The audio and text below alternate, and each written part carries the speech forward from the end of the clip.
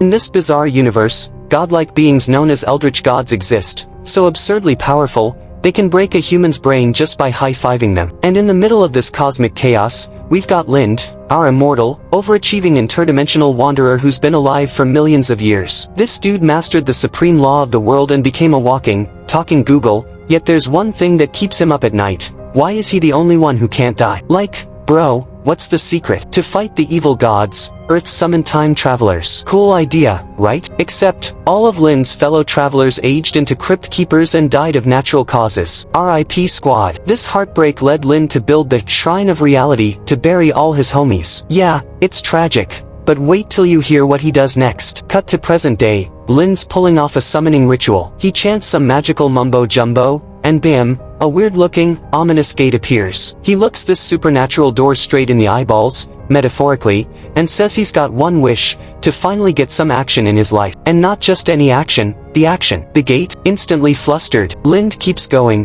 boldly proposing marriage. To a gate. Peak lonely guy energy. The gate retorts, I'm an Eldritch God. Mock me, and I end you. But Lind's like, nah, I'm serious. Be my cosmic waifu. She's like, stop saying that. But Lind doesn't quit, he's determined. First, he double-checks that this Eldritch God is indeed a woman, priorities. Then he casually drops the bomb that her species apparently ranks S tier in the tentacle department. Yeah, he said that. No filter. She's shook. But Lind reveals his real motive. She's immortal, just like him. He's spent centuries mastering the art of summoning her, and he's fully committed to putting a ring on this Eldritch Queen. He's ready to risk it all for a baddie wife. Touched, and maybe low-key amused, she opens the gate, steps out, and agrees to marry this bold legend. Lind grabs her hand and, hold up, reality check star. She pauses, realizing she just agreed to marry a total stranger. Awkward. But instead of bailing, she toughens up and asks, okay, hubby, any special requests? Without missing a beat, Lind goes, let's break some beds. I mean, wow, this guy is on demon mode. Surprisingly, she's into it. She says her favorite hobby is baby making. Senua tells Lind if he wants kids, they can start right now. He's like, we're in a graveyard, kinda a mood killer. She reassures him, she can make any kid appear instantly and promises to be fast and gentle, like a magical baby vending machine. Lind's confused. Wait, are you saying actually conceiving? She nods. She's a mother goddess. She can birth any child he wants, on demand. Lind sighs like a man who just got offered a salad at a steakhouse. He had other plans. He just wants to show her his burning love. That line sends her into maximum embarrassment mode. She turns redder than a baboon's butt and runs off screaming, this kind of intimacy is not okay. But Lind's not giving up. He yells after her, let's go all the way. Meanwhile, over at the Brood Palace, two other Eldritch Gods are straight up watching this rom-com unfold. One can't believe Senua's even talking to this desperate weirdo. She's like, girl, you really considering plot with this man? The other dude's like, maybe she's got a plan. Lind's actually crazy powerful. But she ain't buying it. She sees a thirsty simp. He reminds her the Eldritch War isn't over, and Lind might be the key to victory. Senua, on the other hand, wants to dethrone the other gods and become the new creator. Ambitious. But the idea of Lind, Mr. Break the Bed, impregnating Senua, Lila's like, absolutely not. So she decides to personally check if this dude's even worthy. Back at the shrine, Senua has a little moment. She's like, wait, married couples actually do that? Am I ready for this? She glances at the portal between Lind's place and the Brood, realizing everyone probably just heard all that embarrassing bedroom talk. Panic mode activated. She tells Lind to pause everything. She's gotta go explain herself to her people. Lind's like, can I come? But she's like, nope, back in a sec. Then, as she turns to leave, Lind grabs a lock of her hair and gives it a kiss. Smooth. Somehow, that works. She's low-key into it. He tells her not to stay away too long, or he'll get lonely. And she blushes and promises to return soon. Once she's gone, Lind just stands there, thinking about how much pain his heart feels around Eldritch Gods, and how he'll never return to Earth until every last one of them is gone. Meanwhile, Senua finally arrives at the Brood, a roundtable council meeting that hasn't happened in 1,500 years. Eldritch God Ruin asks, why are we even here? Clara slams the table, yelling about some after-party, because of course she does. Na stays silent, while Cian teases that something wild is about to go down. Even the two squeaky weirdos, Adas and I, are there. Baru reminds Senua that Rin asked her something, so she just drops the bomb. I married a human. Everyone, jaw drop. Saman finds it hilarious, and Ruggin asks if they're all invited to the wedding. Addis stutters trying to talk, so Clara translates, He wants to know why she told this to their enemies. Senua answers calmly, she's leaving the brood to live with her husband. Na's eyes narrow, asking if she's trying to end the war. Back at the Shrine of Reality, Lin sits and waits for his hot wife to come back. But then, he starts seeing illusions of his old friend. That friend says he's been dead so long, Lin doesn't even remember what he looked like. Lin casually mentions it's been, you know, just 95 million years. And right on cue, a girl with planet-busting honkers shows up asking if he remembers her. And boom, Lin's memory gets smacked awake by the Twin Towers and goes, ESA. She's shocked he remembers, but let's be honest, to forget. He tells both of them that he's leaving the Shrine of Reality and, wait for it, getting married. Your boy finally found someone who gets his weird. He apologizes, though, saying they can't come to the wedding, not until he wipes out the rest of the Eldritch Nightmare Squad. Priorities, right? Meanwhile, Senua's over here going full peacekeeper mode, asking everyone to join the wedding and just end the dang war already. Lin then spills the tea to his ghost friends. He's tying the knot in the kingdom of Fuxi. One friend goes, hey, didn't you found that place? But Lind, with tragic flashbacks, remembers it as the land where they both died. Oof. Either way, he's still determined to take down the fifth sinister god and maybe, just maybe, bring his homies back. Cut to Na, the fifth sinister god herself, asking Senua where the love fest is happening. Senua's like, we're picking somewhere where no one has to teleport 12 times. Na's like, cool, make it Fuxi, I'll definitely be there, wouldn't miss it. Fast forward, Lind and Senua arrive in the Fuxi kingdom and head straight for the Treaty Church,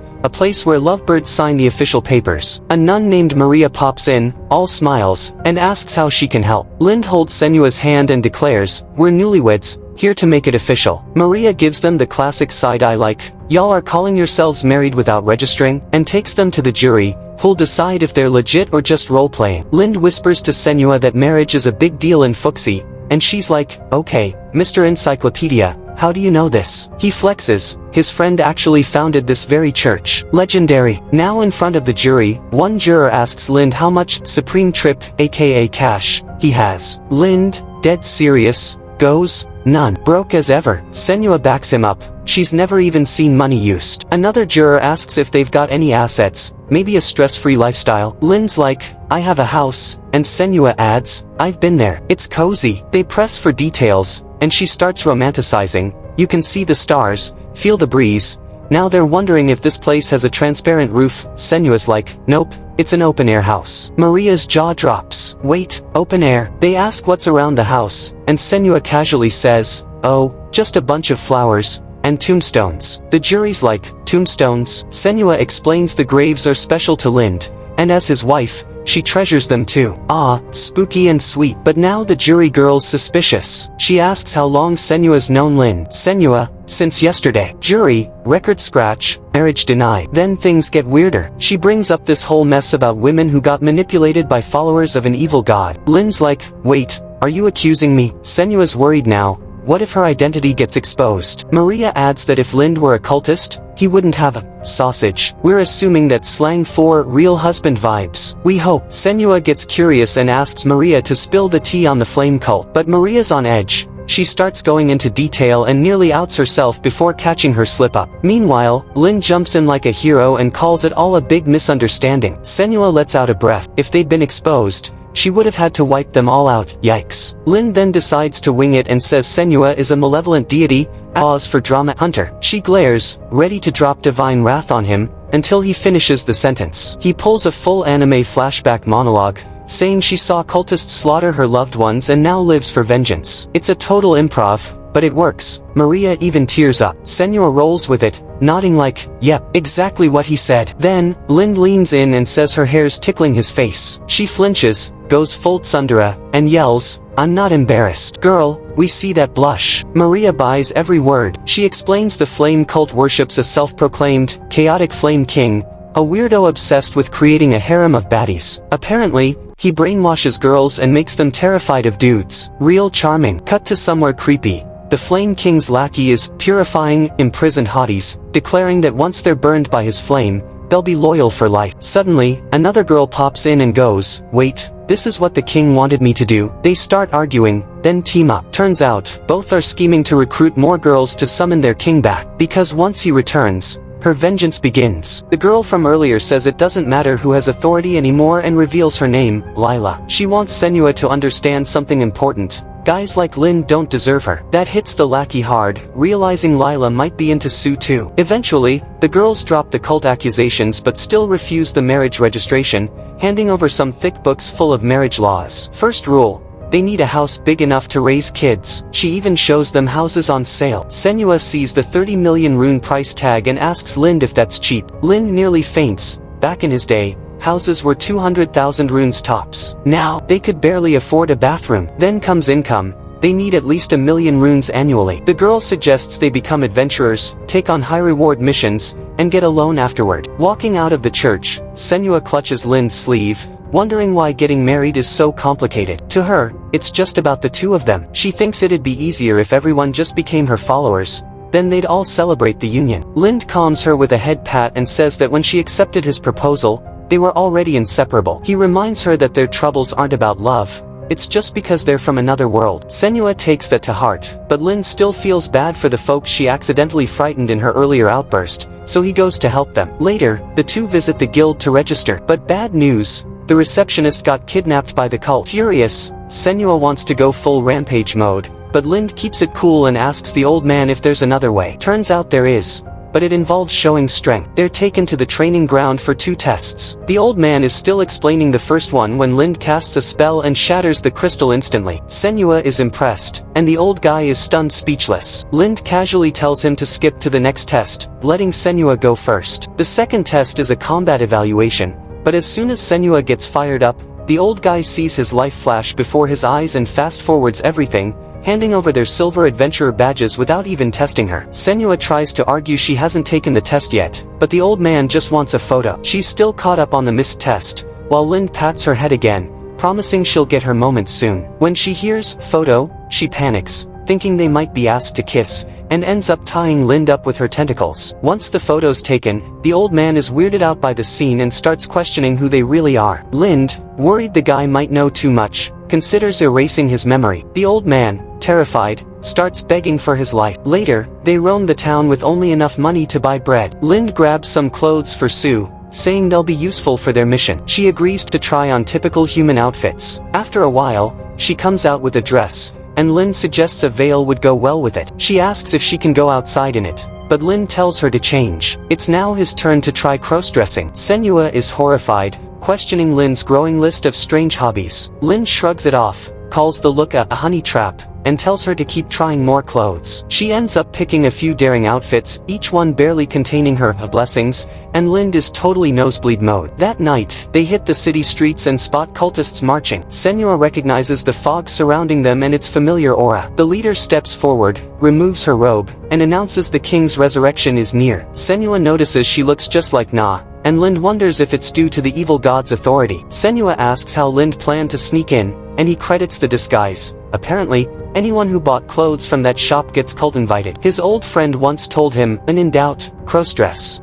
Lind even spots some of his friend's descendants among the cult. Meanwhile, the lackey notices people talking and tells Lila her charm isn't working. Lila gets fired up, realizing Senua is nearby. She hides, terrified of what Senua might do if she finds her. But her feelings for Sue make her come out anyway. She wants Sue to choose her over scrawny guys. At the same time, Senua suspects the girl is Lila but brushes it off and keeps moving. They reach a church where fireworks erupt, and the lackey yells at a statue of Lind's friend, blaming her for hindering love and preparing to sacrifice her. But suddenly, that Ri, steps in to stop the madness. The lackey attacks him with flame magic, but Ri slices through it like butter. Senua's impressed, and Lind realizes this guy must be the descendant of his old friend. Lind says Ri can handle the fight, and they should save the victims. The lackey thinks she's one with the fog of the 5th evil god, but Lind casts a spell and clears it instantly. Everyone faints, the cult is down, and Ri is stunned by what just happened. As Ri tries to strike the last cult girl, Lila saves her just in time. Ri, dazed, turns and stares at some thick elf thighs.